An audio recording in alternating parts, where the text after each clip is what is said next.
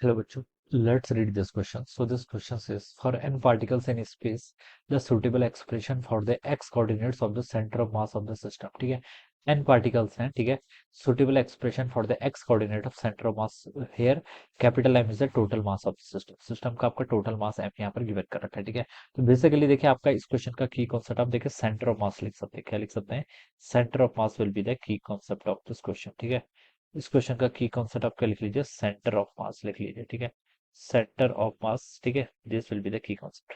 Centre of mass देखिए बच्चों, आपकी बॉडी का वो पॉइंट होता है जहां पर हम ये कंसिडर कर सकते हैं कि whole of the mass of the body is to be concentrated at a point, ठीक है. अगर हम उस बॉडी को एक पॉइंट मास से, देखिए रिजिड बॉडी को हम एक पॉइंट मास से क्या कर सकते हैं? डिनोट कर सकते हैं. तो उस सिंगल पॉइंट पर हम क्या करेंगे? टोटल फोर्स अप्लाई कर सकते हैं, ठीक है.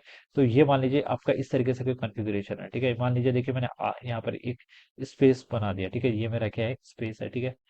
यहाँ पर आपका पार्टिकल है कोई, ये मान लीजिए कोई आपका M1 पार्टिकल है, यहाँ पर आपका कोई M2 पार्टिकल है, ठीक है.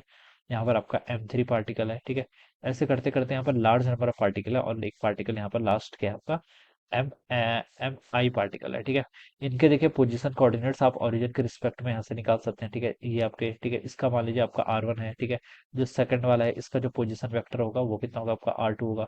जो थर्ड वाला है इसका पोजीशन वेक्टर क्या होगा? आपका R3 होगा, ठीक है. इस तरीके से हम क्या कर सकते हैं? इसका पर डिफाइन करेंगे. और जो एम आई पार्टिकल है इसका पोजीशन कोऑर्डिनेट मान लीजिए ये है कि आपने आर आई लिख लिया, ठीक है. अब बच्चों आपको क्या बताना है? सेंटर ऑफ मास के कोऑर्डिनेट बताने हैं.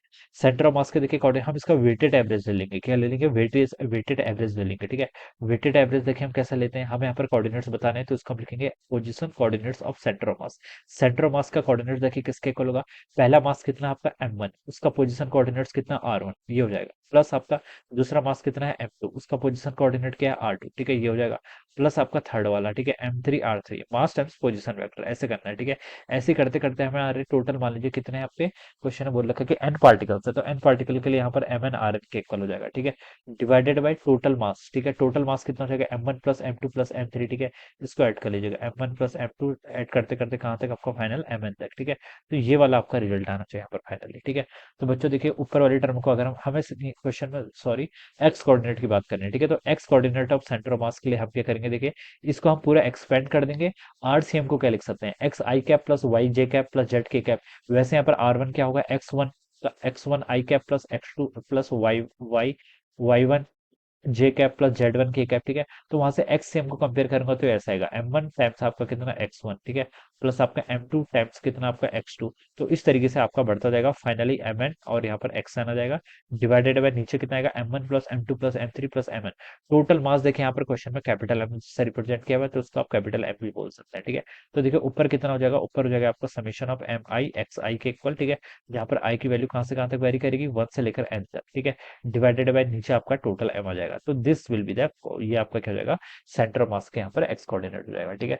तो ये देखिए क्वेश्चन में आपको गिवन किया हुआ है. तो MI XI divided by capital, ठीक है. ये वाला होगा कौन सा? बी वाला ऑप्शन, ठीक है. हाँ, बी वाला ही होगा, ठीक है.